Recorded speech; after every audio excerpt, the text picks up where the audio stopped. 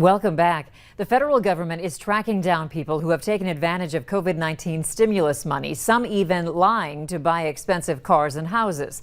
Our national investigative team looked at hundreds of cases where people are accused of getting loans to line their own pockets.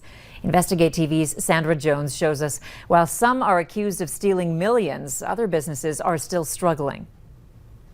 For small businesses like Brewer's Cafe, it's been a year of hardship. There was a lot of loss last year. Yeah. How tough was that for you?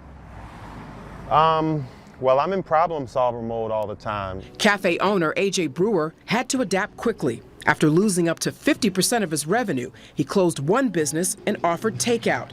He said the $20,000 loan he received through the CARES Act just wasn't enough. That's really been the difficult part, is continuing to sell things, keeping our doors open, paying our staff their appropriate salary while not being able to fully operate at full capacity. Brewer's $20,000 doesn't even come close to the hundreds of thousands of dollars other businesses received through the Paycheck Protection Program.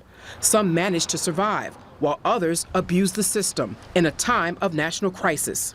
Investigate TV dug through news reports, press releases, and federal indictments for details of fraud accusations.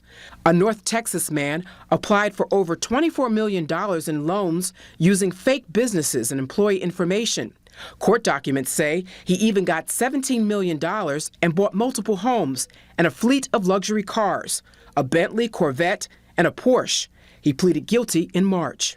In California, prosecutors say there was an entire fraud ring in L.A. with suspects accused of using CARES Act money to buy gold coins, diamonds, designer handbags, and cryptocurrency. And in Ohio, a former Cincinnati mayoral candidate is now accused of using loan money for personal expenses, like salon and restaurant visits. In all, the Department of Justice has charged nearly 500 people with crimes tied to COVID-related fraud so far. The total amount those people are accused of stealing or trying to steal, $569 million. This is the part of society we wish didn't exist. J. Howard Arp is the Director of Investigations for the Government Accountability Office. He oversees GAO's FraudNet hotline for taxpayers to submit allegations of government fraud and wasteful spending. With COVID funding, Arp says 1,200 complaints have been referred to the Inspectors General. Close to half of those complaints are for PPP loans. Whether it's greed, to a very smaller extent, potentially desperation, given the consideration, maybe somebody's lost their job, they're trying to keep the lights on, but no explanation makes it okay to commit fraud. Something A.J. Brewer finds deeply disappointing. I think that there are good ways to do business and bad ways to do business. My daddy taught me to be an honest man, so I choose to be an honest man. I teach my son to be an honest man. Sandra Jones, Valley News Live. If you have information about fraudulent activity related to the federal government or its programs, you can call 1-800-424-5454 or go to the agency's website, gao.gov/fraudnet.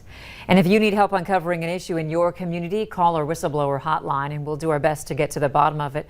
Call 237-6576 and leave your tip. Up next in sports, it's that time of season where the Fargo Force are searching for that extra gear.